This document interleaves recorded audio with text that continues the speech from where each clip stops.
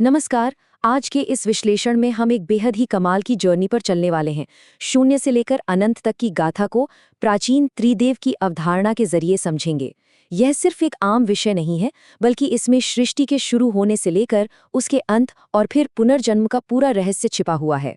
सनातन धर्म में ब्रह्मांड का संचालन मुख्य रूप से 3 शक्तियों के हाथ में माना गया है, और आज हम इन्हीं शक्तियों के पीछे छिपे ज्ञान और विज्ञान को बिल्कुल करीब से जानेंगे।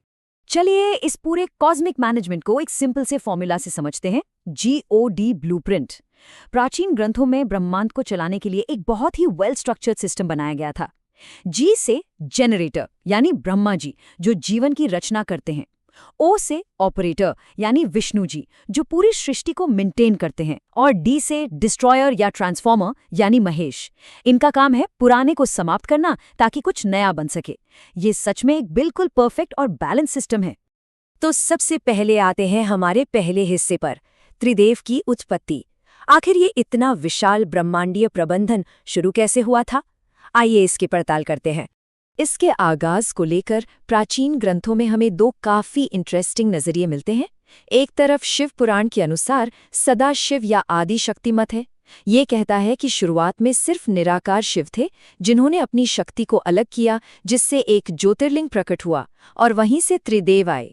वहीं दूसरी तरफ विष्णु पुराण का नारायण मत है, जिसके मुताबिक सृष्टि के आगाज में भगवान नारायण शेषनाग पर विराजमान थे और उनकी नाभि से निकले दिव्य कमल से ब्रह्मा जी प्रकट हुए।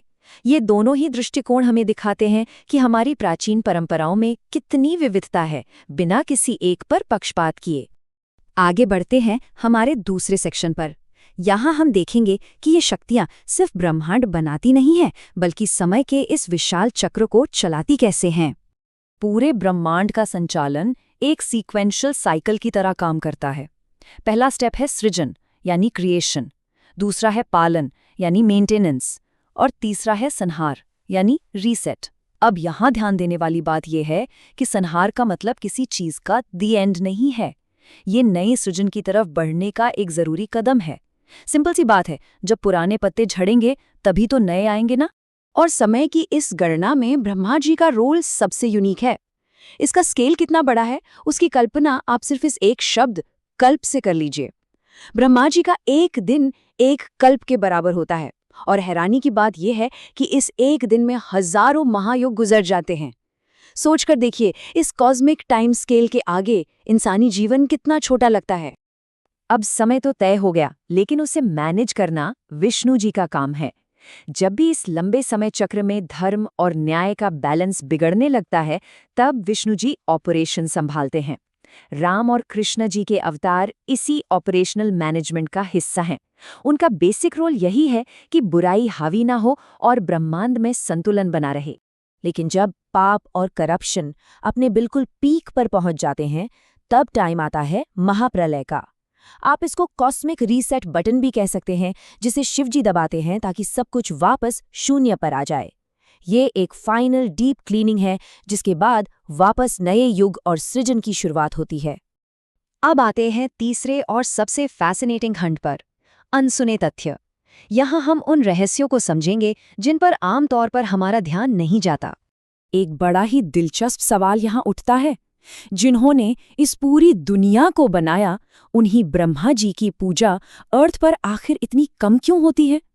ये एक ऐसी पहेली है जो किसी को भी सोचने पर मजबूर कर सकती है।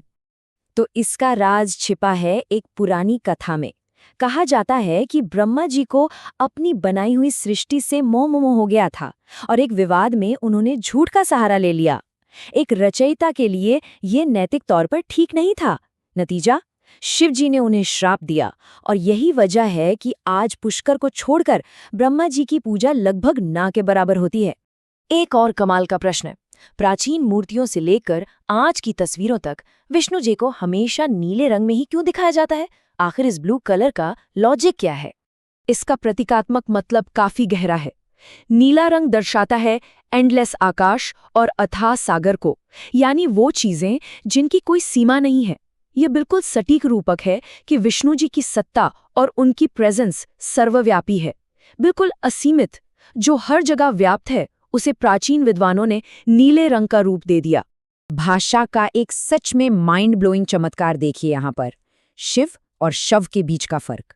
अगर शिव शब्द से आय की मात्रा हटा ली जाए, जो कि असल में शक्ति यानी ऊर्जा का प्रतीक है, तो बचता है सिर्फ शव, जिसका मतलब है लाइफलेस या मृत। ये छोटा सा शाब्दिक भेद बहुत खूबसूरती से समझाता है कि बिना ऊर्जा के अस्तित्व की कोई कीमत नहीं है। और अब हम पहुंच गए हैं अपने आखिरी और चौथे खंड पर, विज्ञान और संतुलन। यहाँ हम एंशिएंट फिलॉसफी को मॉडर्न साइंस के साथ जोड़कर देखेंगे। अब यहाँ थोड़ा ध्यान दीजिए, क्योंकि एंशिएंट विजडम और मॉडर्न साइंस का ये कनेक्शन सच में हैरान करने वाला है। एक तरफ हमारा त्रिदेव का चक्रीय ज्ञान है और दूसरी तरफ मॉडर्न थर्मोडायनामिक्स का पहला लॉ। वो क्या कहता है कि ऊर्जा कभी नष्ट नहीं होती, सिर्फ एक रूप से दूसरे रूप में ट्रांसफॉर्म होती है। और यही तो त्रिदेव का कॉन्सेप्ट है। सृजन, पालन और संहार असल में एनर्जी ट्रांसफॉर्मेशन के ही अलग अलग चरण हैं। लेकिन इन बड़े बड़े कॉस्मिक कॉन्सेप्ट्स का हमारी नॉर्मल लाइफ से क्या लेना देना? बहुत बड़ा कनेक्शन है। इस पूरे सिस्टम को दैनिक दिनचर्या में देखिए। सृजन यानी नई शुरुआत करना और अच्छे आइडियाज लाना। पालन यानी अपने कामों और जिम्मेदारियों को लगन से पूरा करना। और संहार यानी अपनी बुरी आदतों को दी एंड करना। एक बैलेंस्ड और सक्सेसफुल लाइफ के लिए ये तीनों ही बराबर जरूरी हैं। इस पूरी चर्चा को अगर किसी एक कथन में बंधना हो तो ऋग्वेद का ये पावरफुल श्लोक बिल्कुल परफेक्ट है। एकम सत विप्र बहुधा वदन्ति, जिसका अर्थ है सत्य तो एक ही है, बस विद्वान लोग उसे अलग अलग नामों से पुकारते हैं।